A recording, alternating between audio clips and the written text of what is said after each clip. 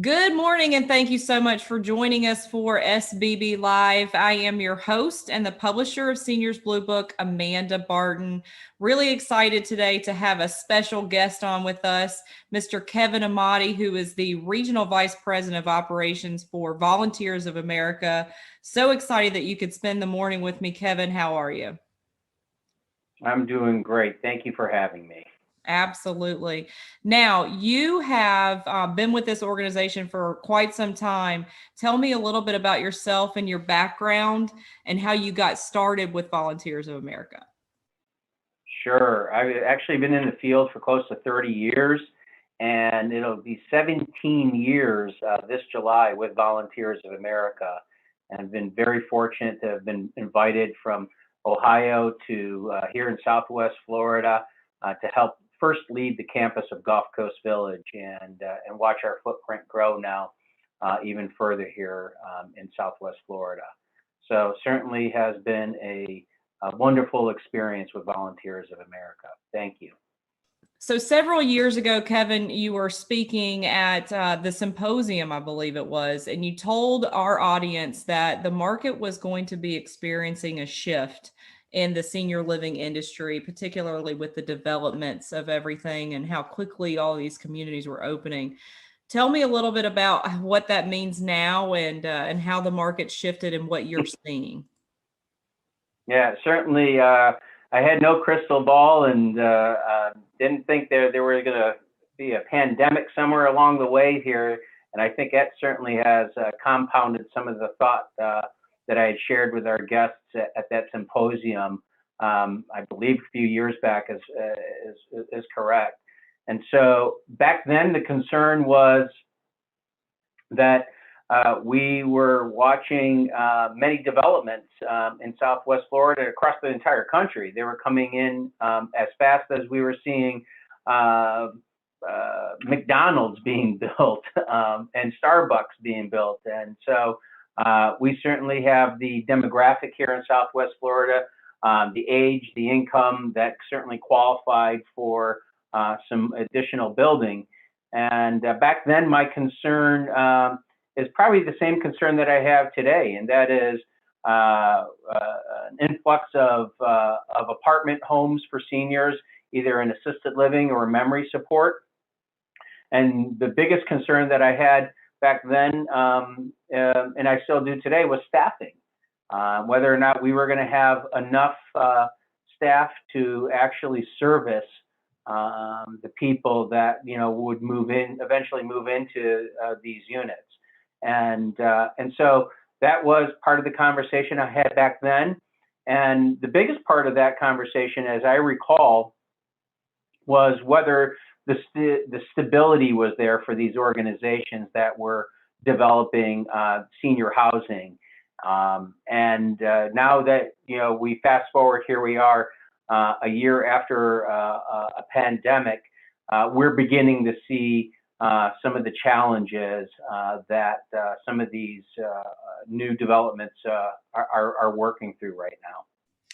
Yeah, and it's so interesting because when you think you're working within the senior living organization, or in the senior living industry, you don't think like low income housing is something that you would need to focus on, but it is something that we need to focus on.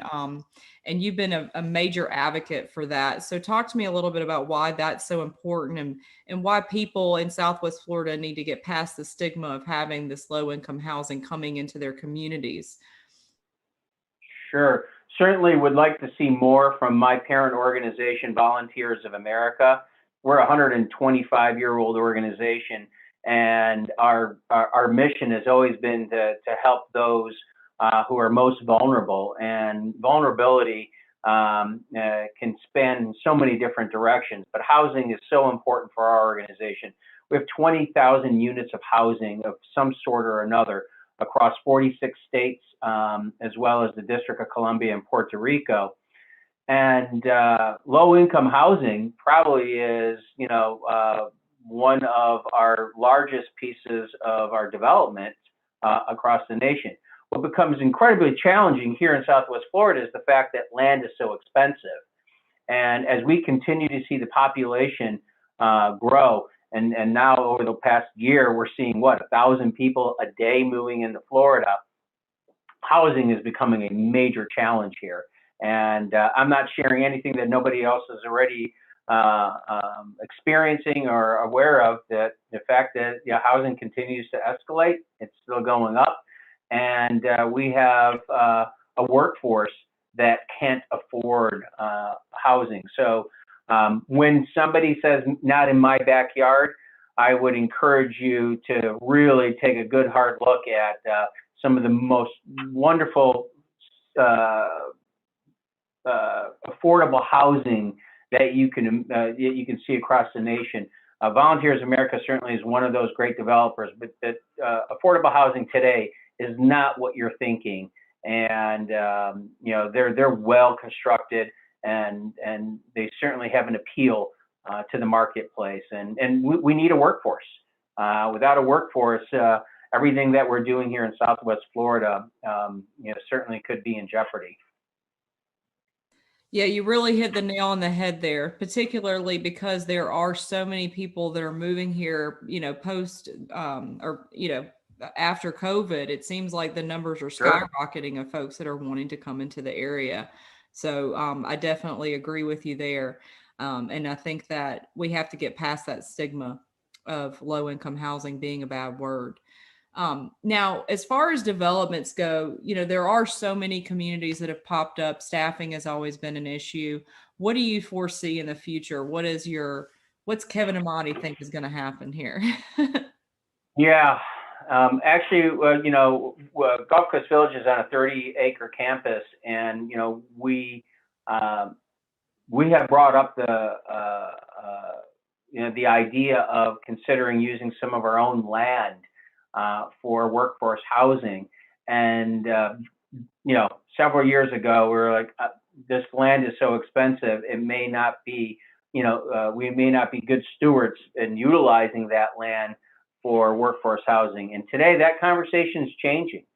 And so personally, myself as a leader here in Southwest Florida and a part of the greater organization of Volunteers of America, we're having that serious conversation right now because we are seeing escalation in housing at an all-time high here.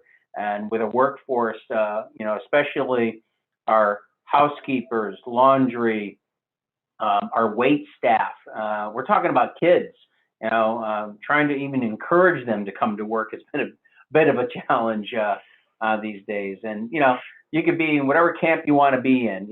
Are you afraid of COVID, or are you're getting dollars because of stimulus out there? I'm not quite sure what the right answer is, but right now, where we used to have an applicant flow of 3 or 4 for every position, we're seeing 1 and 2, and if we can't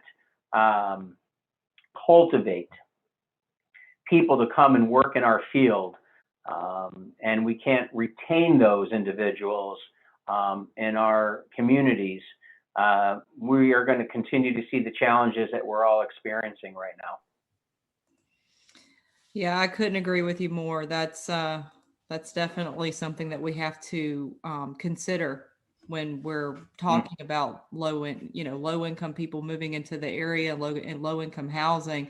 There are a few developments that I've heard are coming with Habitat through Humanity. Is that one of the projects that you've heard coming? Yeah, I've heard of several of them coming, and certainly would like to see more development. I think the key to success that we've seen across the country, for anyone that may be in local government that's listening, is we've seen the most success with it when we see land that's donated to a developer for the purpose of developing low-income housing. So if you're out there and you're listening, and you see a piece of land out there that you're not quite sure what to do with, and I know that's a big challenge, and it could be controversial as well. Right. Those are the most successful projects that live the longest out there in the community.